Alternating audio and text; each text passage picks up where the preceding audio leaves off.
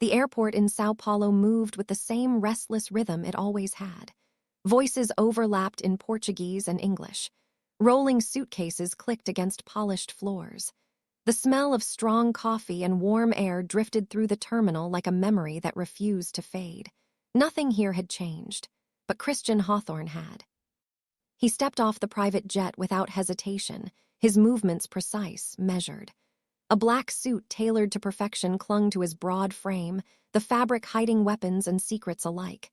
Men waited a few paces behind him, silent, alert, loyal. They did not speak unless spoken to. They did not question him. Fear and respect had merged long ago into something unbreakable. 3 years. 3 years since he had last stood on Brazilian soil. 3 years since he had walked away from the only life that had ever felt real. To the world, Christian Hawthorne was a myth now. A man whose name traveled faster than his shadow. A mafia boss who ruled through quiet commands and final decisions. He did not shout. He did not threaten. When Christian spoke, people listened because the alternative was unthinkable.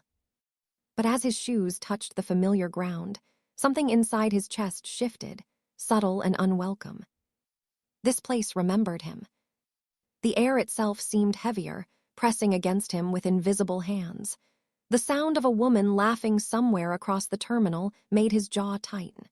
For a split second, his body reacted before his mind could stop it. His gaze lifted instinctively, searching.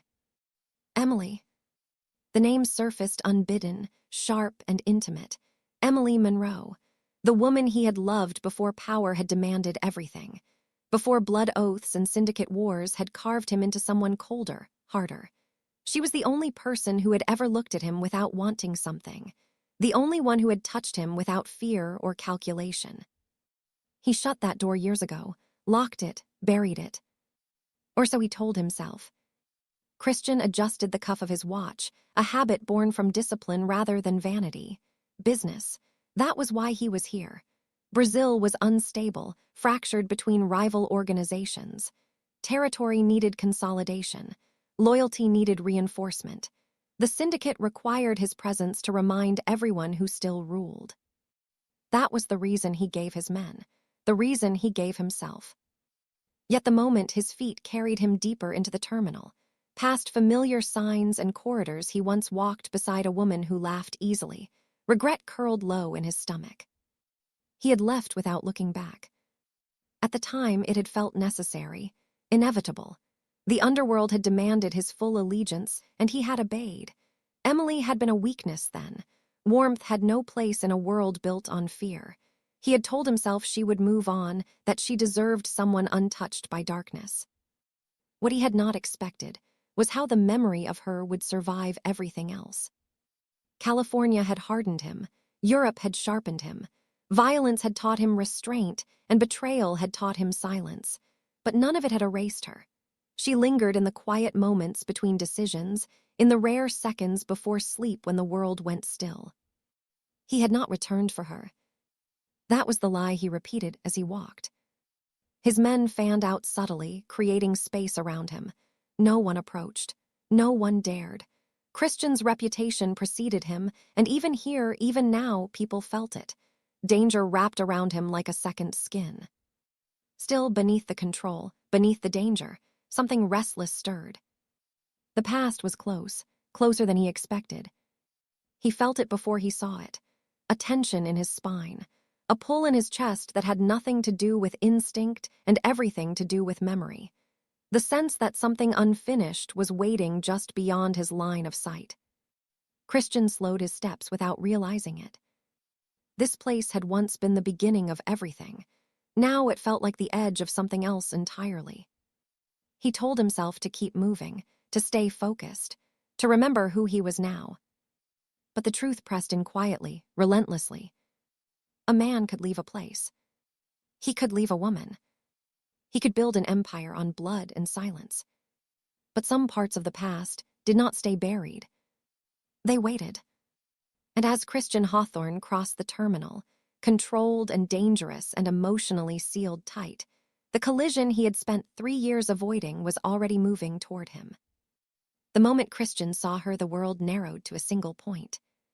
The noise of the airport faded into a dull echo, as if someone had closed a door inside his head. The crowd kept moving, people laughed, phones rang, luggage rolled past, but none of it reached him anymore. Emily Monroe stood near the baggage area. Sunlight, spilling through the glass walls, touched her hair, and for one impossible second Christian believed his mind was betraying him. She was real. Not a memory, not a dream, not a ghost pulled from regret. Real and breathing, and close enough to touch. 3 years had changed her, but not in the way he had feared. Her hair was shorter now, brushing her shoulders softly. Her face carried a quiet strength he did not remember from before. The softness was still there, but it was guarded, earned, forged through survival. She looked older, not aged, but awakened, as if life had forced her to grow faster than time should allow. And she was holding a child. Christian's body reacted before thought caught up. His breath stopped, his fingers curled slowly at his sides. His men noticed the change, instantly shifting their weight, alert, sensing danger, but not understanding its shape. The child was small, maybe 2 or 3 years old, with dark curls bouncing. As she moved, she spoke rapidly in Portuguese, pointing excitedly toward the moving carousel, her voice bright, alive. Emily bent down, listening, smiling, with a tenderness that struck Christian like a blade. He had seen women smile before. He had never seen that smile directed at anyone but him. Until now. Then the child looked up, and Christian froze completely. The eyes. There was no denying it, no distance, no logic could soften the truth. Those eyes were his, the same steel gray softened by long lashes, the same shape he had seen in the mirror his entire life. Blood does not lie. The calculation hit him instantly. 3 years gone, the child's age, the months, the nights he replayed unconsciously in his mind. The past aligned with brutal precision. His chest tightened, not with fear, not with anger, but with something far more dangerous. Hope. Emily straightened suddenly, her smile vanishing. As she sensed his stare, she looked up, and the moment her eyes met his, the color drained from her face. Recognition hit her like a wave. She pulled the child closer, instinctively, her hand tightening protectively around the small fingers. Her posture changed instantly, no longer open, no longer soft, but defensive, ready. The woman he loved was gone. The mother remained. Time stretched between them, long and unbearable. Christian took a step forward, then stopped, unsure for the first time in years, unsure of his power, unsure of his place, unsure of whether he deserved to cross the space between them. This was not a negotiation. This was not a territory dispute. This was consequence. Emily's eyes searched his face, as if looking for proof that he was real, that he was not another cruel trick of memory. She found it, and her expression hardened. Pain lived there. Anger lived there. And something else, something deeper, something that scared him more than hatred ever could. Resolve. The child tugged on Emily's hand, speaking again, her voice curious, innocent, untouched by the storm gathering around her. Emily answered softly, brushing the girl's hair, her voice steady, but strained. Christian felt something inside him crack open. This child did not know him. She did not fear him.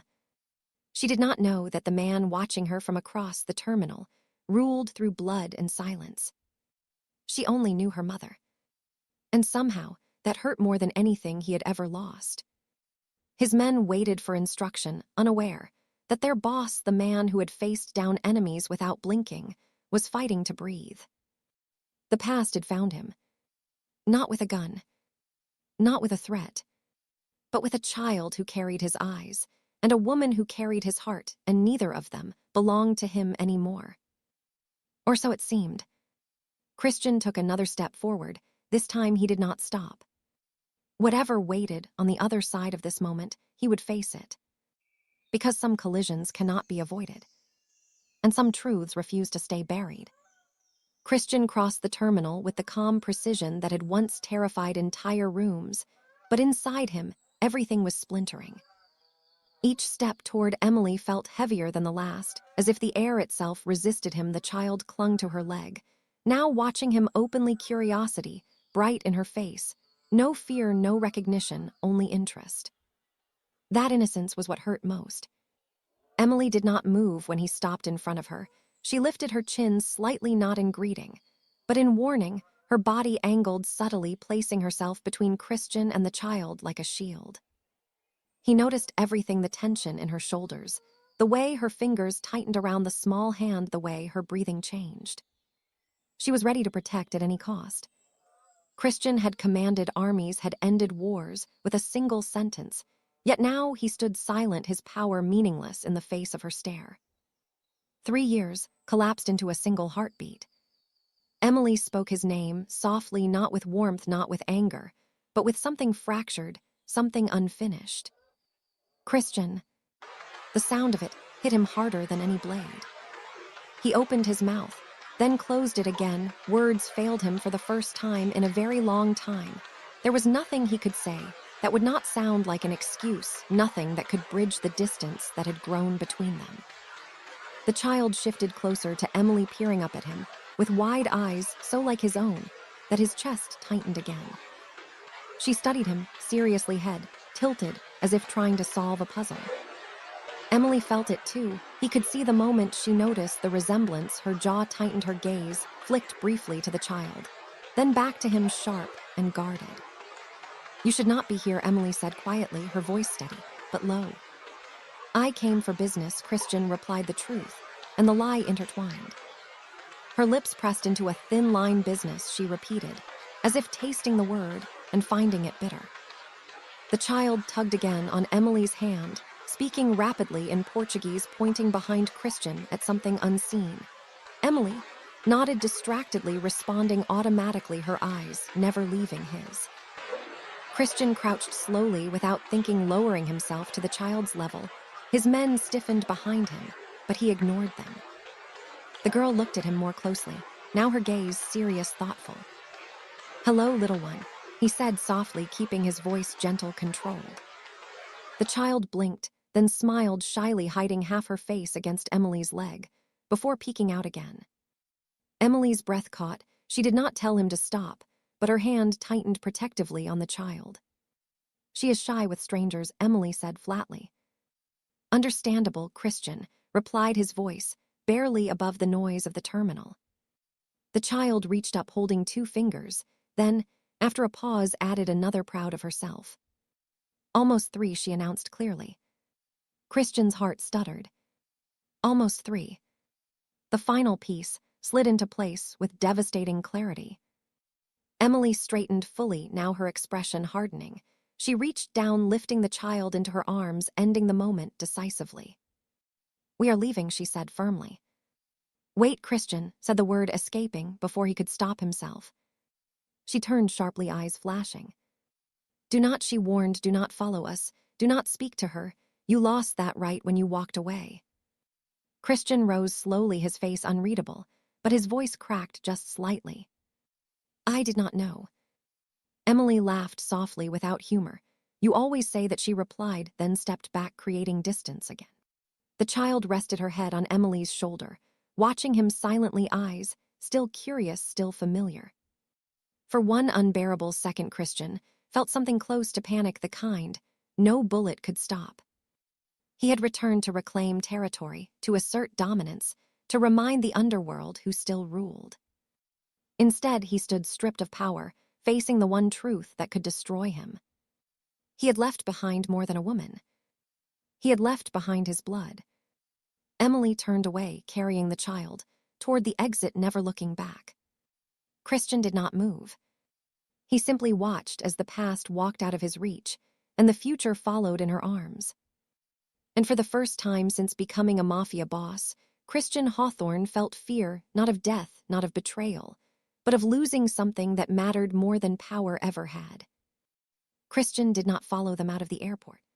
He stood still long after Emily disappeared into the crowd. His men waited uncertain, watching him for command. None came. The silence inside him was heavier than gunfire. He had ruled cities, ended lives, broken enemies, but he had never been unmade like this. The child had his eyes. There was no escaping that truth. No strategy that could erase it. No lie that could bury it. He turned slowly, walking away from the terminal windows.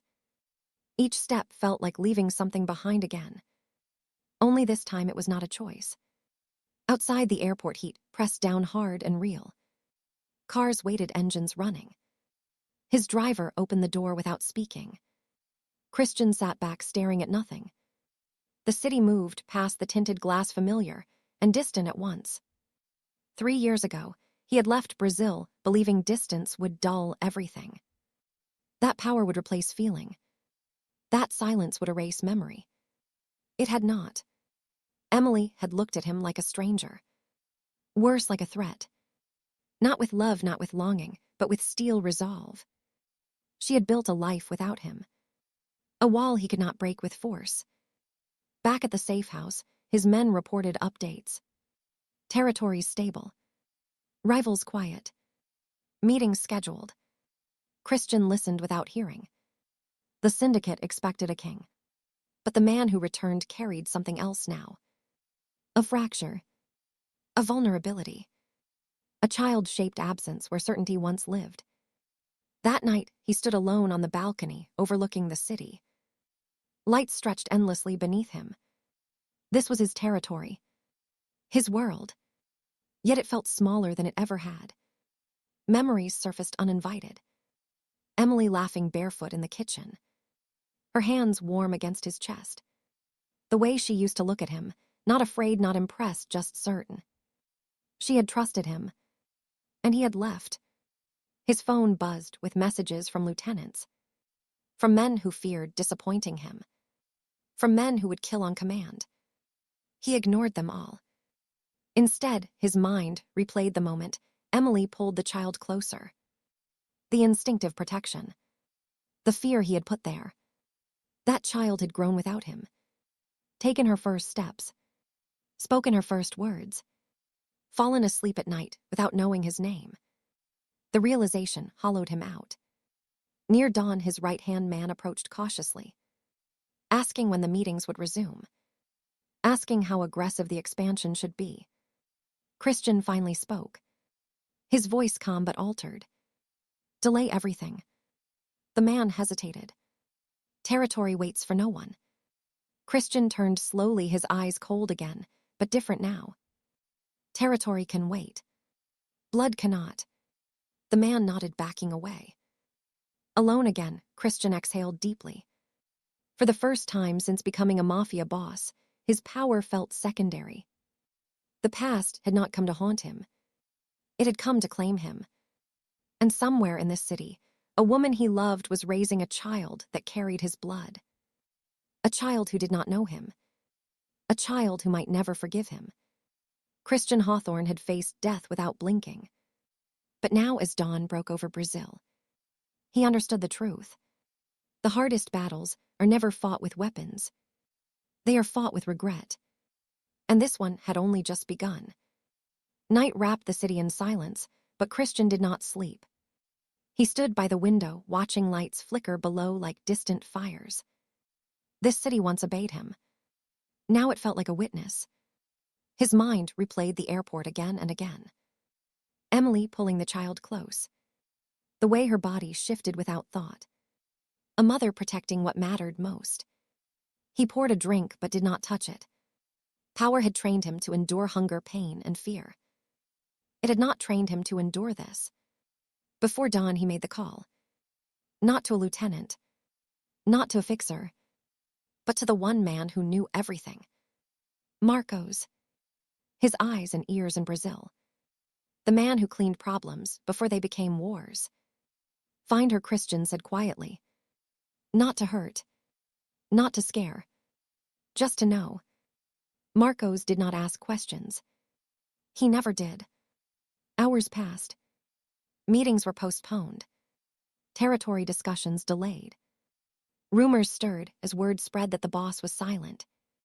By evening, Marcos returned. His face grave.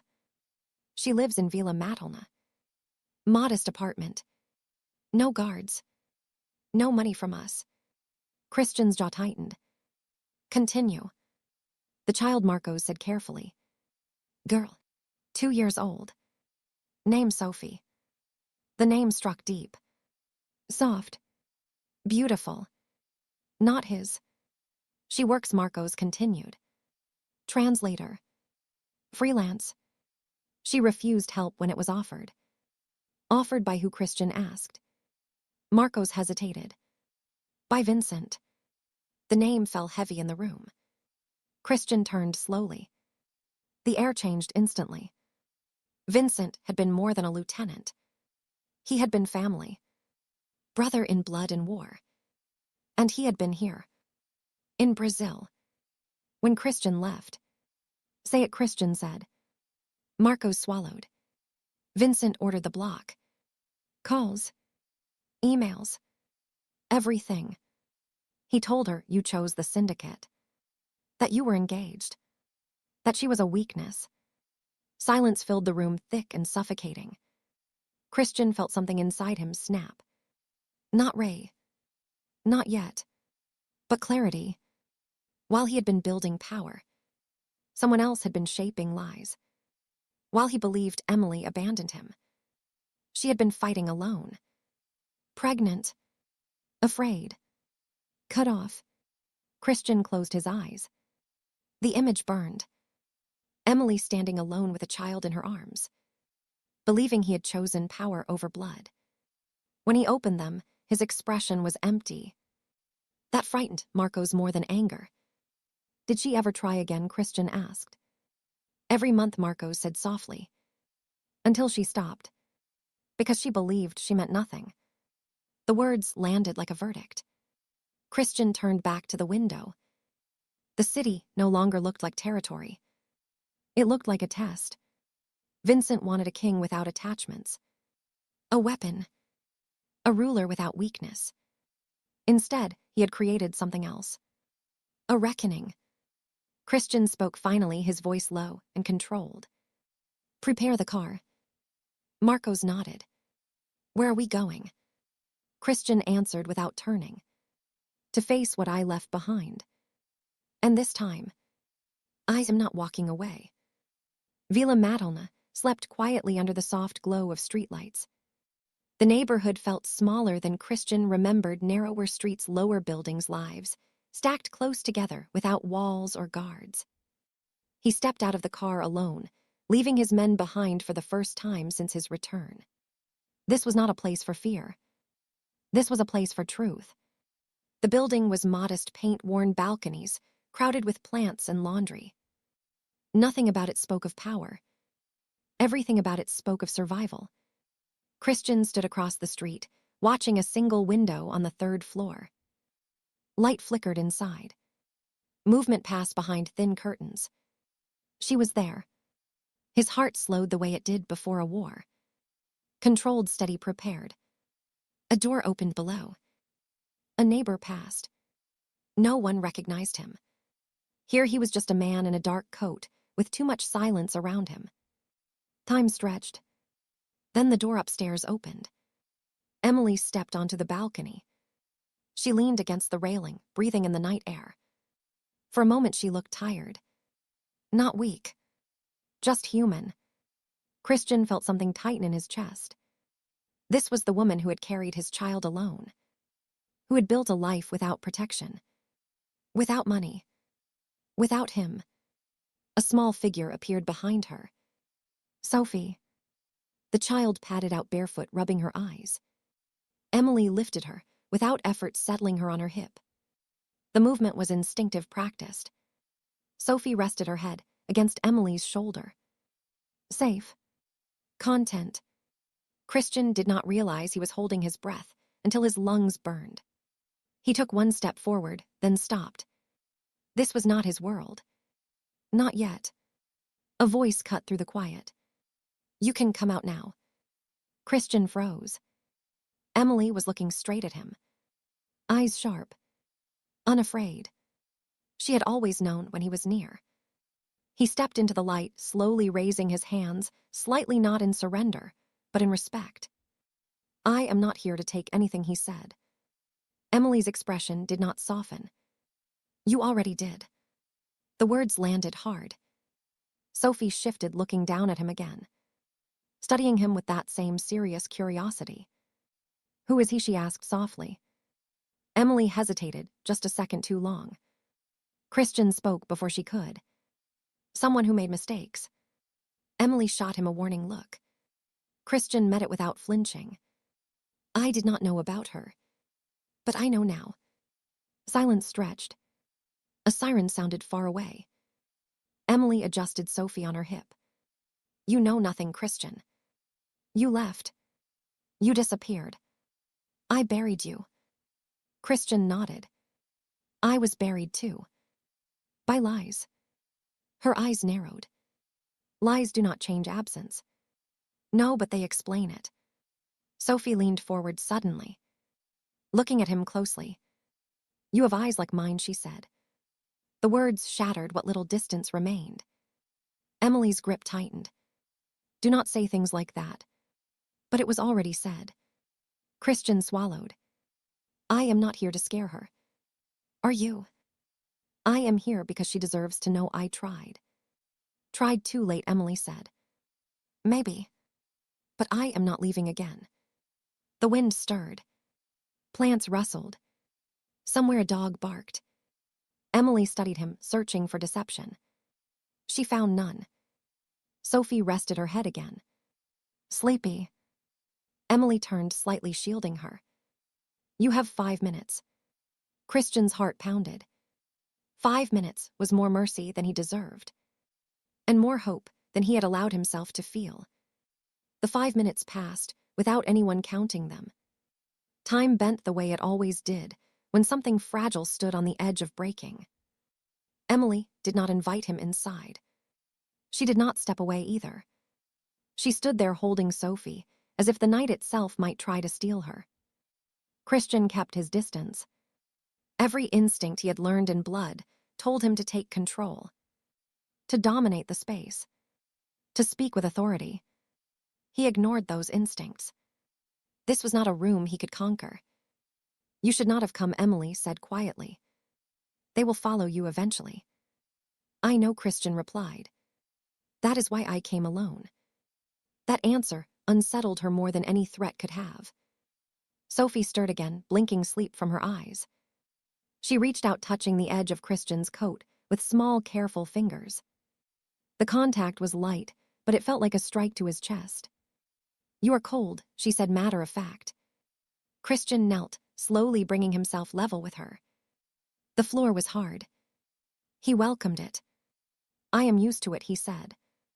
Emily watched, closely, ready to pull Sophie back at the first wrong word. Christian looked at the child. Really looked. Not as proof. Not as bloodline. But as a person. "What do you like?" he asked gently. Sophie thought hard, drawing circles in the air with her finger. "Stories. And strawberries. And the purple elephant." Emily frowned. "Purple elephant." "Imaginary friend," Christian guessed. Sophie nodded seriously. "He is very brave."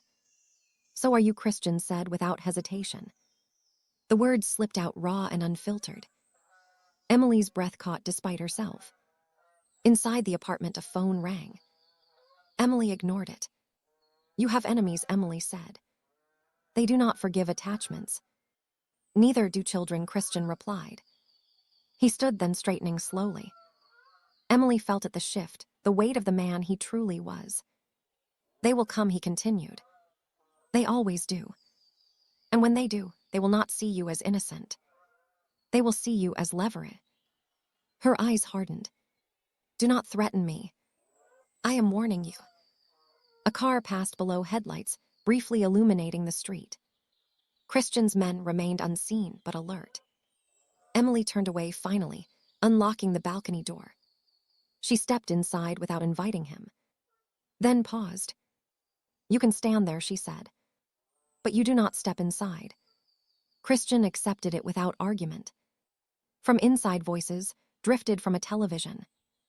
Normal life. A world untouched by violence. Christian's phone vibrated once in his pocket. He did not check it. He already knew. Someone was testing him. Somewhere in the city. A meeting was being held without his permission. Names were being spoken. Doubts whispered. The syndicate was restless. Emily turned back. They will not stop, will they? No, Christian said. But I will. Her eyes searched his face. What does that mean? It means I will make sure no one ever comes near her. Even if that means dismantling everything I built. Sophie looked between them, sensing tension. Hugging Emily's neck tighter. Christian softened instantly. You should sleep, he said. Both of you. Emily studied him again. Then nodded once. Tomorrow, she said. We talk tomorrow. I will be here. Do not bring your men. I will not. She closed the door slowly. Christian remained on the balcony until the light inside dimmed. Until silence settled. Then he stepped back into the street. His phone buzzed again. This time he answered. The voice on the other end was tense. Boss, there is movement. Vincent is calling meetings without you. Christian's gaze lifted to the third-floor window, now dark. Tell Vincent to wait, he said calmly. What if he does not? Then Christian replied. He will learn what happens when loyalty breaks. The line went dead. Christian looked once more at the building. At the place where his past and future now lived. The war had begun. And this time, it was not for power. It was for blood. Morning came without peace. Christian stood on the rooftop of the safe house, watching the city wake. Vendors rolled carts into place. Cars filled the streets. Life moved forward, unaware of the storm gathering beneath it. His phone vibrated nonstop. Messages from captains. From enforcers. From men who sensed weakness. He ignored them. Instead, his mind stayed, fixed on a small apartment in Villa Madalna.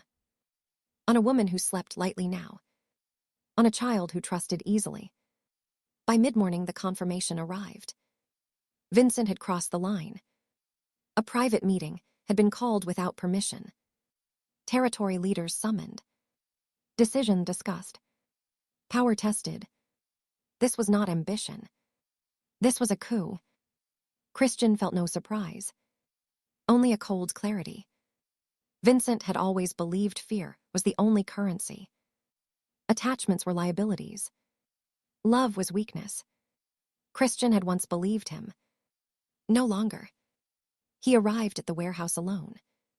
A deliberate choice. A message in itself. The men inside fell silent when he entered. No one spoke. No one sat. Vincent stood at the center. Confident. Smiling. You finally remembered who you are, Vincent said. Christian removed his coat, slowly placing it over a chair. I never forgot. Vincent gestured around the room. This empire needs certainty. You are distracted. You brought your past back into our world. Christian stepped closer. And you built lies to keep me obedient. Vincent laughed. I protected what we built. You destroyed it, Christian replied. The room tightened. Hands hovered near weapons. Christian lifted his gaze. Every man froze. He did not raise his voice. He never needed to. You blocked her calls. You isolated her. You let my child grow without a father. Vincent shrugged. Necessary sacrifices. That word sealed his fate. Christian leaned in close enough for only Vincent to hear. There is nothing necessary about cruelty. He straightened, addressing the room. Anyone who stands with Vincent walks out now. No one moved. Fear shifted. Loyalty realigned. Vincent paled. You would burn everything for a woman and a child. No, Christian said calmly. I will burn everything for truth. He turned away. Vincent was already finished. Outside, the warehouse sirens wailed. Controlled. Expected. Christian had already dismantled the structure from within. Accounts frozen. Territory reassigned. Orders rewritten. By afternoon, Vincent no longer existed in the syndicate. By evening, Christian stood once again on the street below Emily's building. This time he did not hide. Emily opened the door before he knocked. She saw it immediately. Something had changed. "It is done," he said simply. She searched his face. "What did you do?" "I ended it." "Ended what?" "The version of me that could abandon you." Silence filled the space. Sophie peeked from behind Emily, holding her purple elephant. Christian knelt. "I am still dangerous," he said softly. "But not to you. Never to you." Emily's voice shook. "You chose us." Christian nodded. Completely. For the first time, she did not step back. The empire had fallen quietly, and something far more fragile had been given room to live. The night felt heavier than the others. Not because of danger, but because of truth waiting to be spoken. Emily did not invite Christian to sit. She stood near the window arms, folded Sophie asleep in the other room. The apartment was quiet in the way homes become when children finally rest. "You changed things today," Emily said softly. Christian nodded. "I had to." "No," she replied. "You chose to." He accepted that. For a long moment, neither spoke. The city hummed outside, distant, alive, indifferent. "There is something you still do not know," Emily said finally. "Something I never planned to tell you." Christian felt the shift instantly. His body stilled. His instincts sharpened. "Tell me." "When you left," she began, "I was not just alone. I was afraid." He did not interrupt. "Vincent did not only block my calls," she continued. "He came to see me."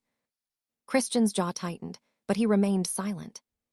"He told me that if I tried to reach you again, if I showed up, if I caused trouble, something would happen. To me. To the baby." Her voice wavered for the first time. "He said your world had no place for weakness. That accidents happen to women who do not listen." Christian felt ice spread through his chest. "I believed him," Emily whispered. "Because I had seen that world. I had seen what men like you were capable of." He closed his eyes briefly. "Not in denial. In shame. So I disappeared. Changed numbers. Moved apartments. Lived quietly. Raised her alone." She looked at him, then eyes wet but steady. "I did not leave you, Christian. I survived you." The words cut deeper than anything before. Christian dropped to one knee, not in dominance, not in control, but because his legs would no longer hold him. "I am so sorry," he said. "For everything." Emily exhaled, shaking. "I never wanted revenge. I just wanted peace." Sophie stirred in the other room, murmuring something about the elephant. Emily softened instantly. "That is why I never told you. I did not want her world poisoned by fear." Christian looked toward the small bedroom door. A child sleeping safely, because her mother had fought quietly every day. "Vincent will never come near you again," Christian said. "I swear it." "It is already too late for promises," Emily replied. "Then let me give you proof." He stood slowly. "I am leaving the syndicate entirely." Her breath caught. "What?"